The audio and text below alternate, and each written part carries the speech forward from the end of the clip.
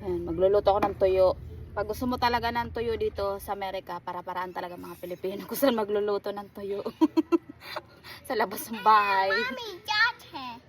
Kasi ang kahinaan ng mga puti. Ay mga Pilipino, bangong-bango sa tuyo. Ang mga puti, bahong-bahog sa tuyo. Yung asawa ko, di ba siya nagrereklamo kasi mga anak ko bahing talaga sa bahing matagal matanggal sa loob ng bahay yung amoy ng tuyo. Kahit anong lagay mong air freshener.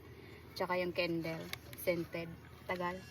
Kaya sa labas talaga ako nagkukok ng tuyo. Ayan na siya. Ayan, ang bango. Makapit bahay ko siguro dito, hindi lang makapagreklamo. Nandito ako sa bakuran ko. Si Madam Mayo, nakatingin pa. Ang sarap nito mamaya. Ang dami ko ng pranito. Sarap nito mamaya. Naluto. Yan na ang aking tanghalian. Under rice na naman tayo nito sa sarap. Diba?